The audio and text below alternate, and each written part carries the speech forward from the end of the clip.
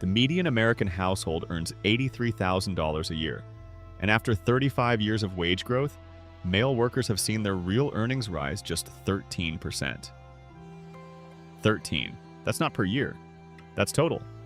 So if you've been budgeting, saving, investing, doing all the things you were told to do, and you still feel like you're running in place, you're not imagining it.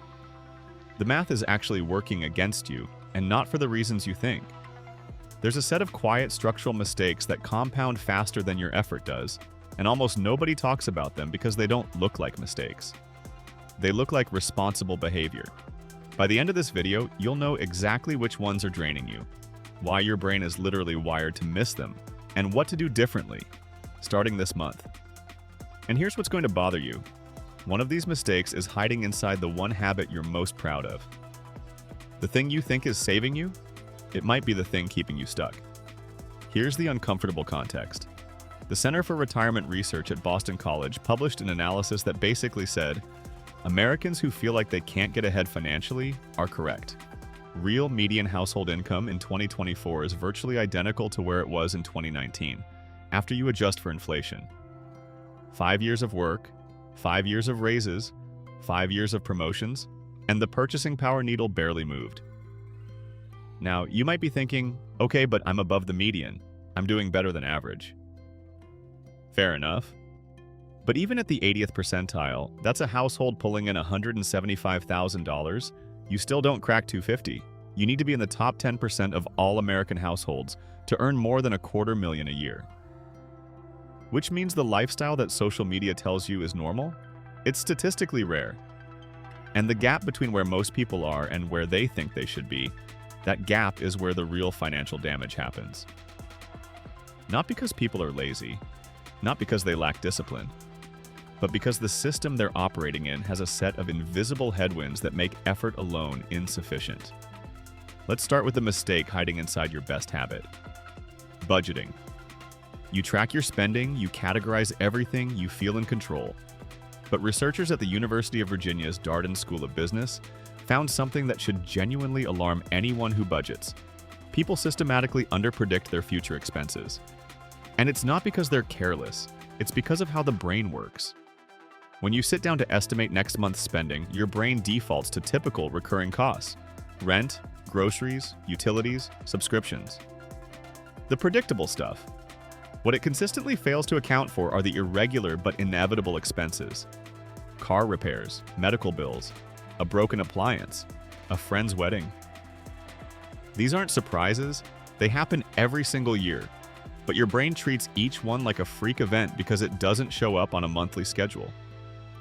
The researchers call this expense prediction bias, and it means that even the most disciplined budgeter is working from a number that's too low every single month.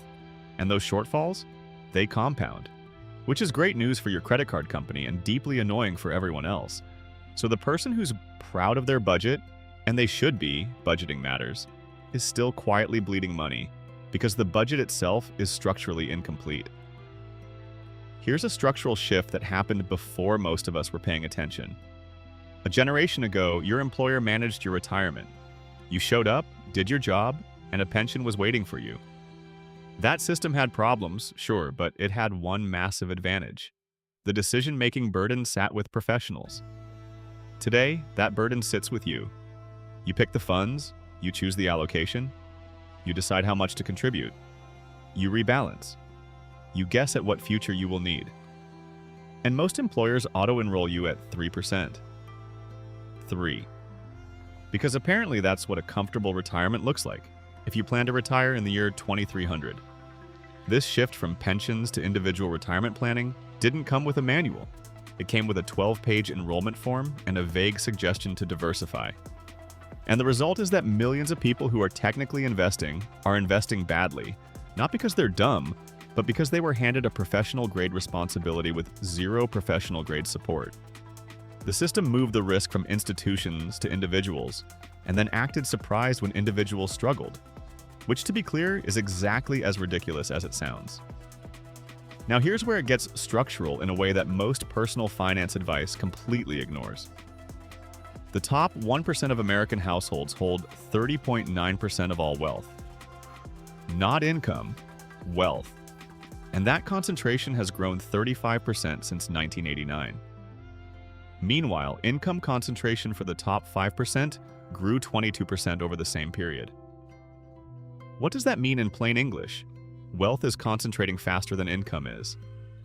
The people at the top aren't just earning more, they're accumulating at a rate that wage earners literally cannot match. And the tax system reinforces this. If you earn a salary, you pay income tax and payroll tax on every dollar. If your wealth generates returns through capital gains, you often pay a lower rate, and you choose when to pay it. This isn't a conspiracy, it's just math. But it means that the advice to simply save more and invest consistently, while correct, is incomplete. You're playing a game where the rules are different depending on which side of the wealth line you're on. And acknowledging that isn't pessimism. It's the starting point for making smarter decisions about what you can actually control. And here's the part that should genuinely change how you think about this. Financial strain doesn't just affect your bank account, it affects your brain. Research published in PubMed Central found that financial stress significantly impairs decision-making, particularly for women with young children, where the effects cascade into parenting, mental health, and workforce participation. More than a third of single mothers live in poverty. Only 57% of women with children under 1 year old are in the workforce. And the US ranks 17th out of 22 developed countries in women's labor force participation, largely because of inadequate childcare and workforce policies. But here's the reversal that matters for everyone, not just parents. Stress from financial strain makes you worse at the exact skills you need to fix your finances. Budgeting requires executive function. Investing requires emotional regulation. Long-term planning requires cognitive bandwidth. And financial stress eats all three. So the person who's behind isn't just fighting stagnant wages and expense prediction bias and a wealth gap, they're fighting their own stress response. It's a feedback loop, and you can't willpower your way out of a feedback loop. You have to interrupt it structurally. So what do you actually do with all of this? 4 things, and none of them are try harder. First, build an irregular expense buffer. Go back through 12 months of bank statements and add up every non-recurring expense, every repair, every medical bill, every one-time cost. Divide that total by 12. That's your real monthly budget line item for life happening. Most people find it's $300 to $600 a month they weren't accounting for. Add it to your budget as a fixed line, not an emergency fund, a predictability fund. Second, audit your retirement contribution against an actual target, not the default. If your employer set you at 3%, that's their number, not yours. Run a basic retirement calculator with your actual age, actual savings, and actual goals. For most people in their 30s, the answer is going to be somewhere between 12 and 20% of gross income.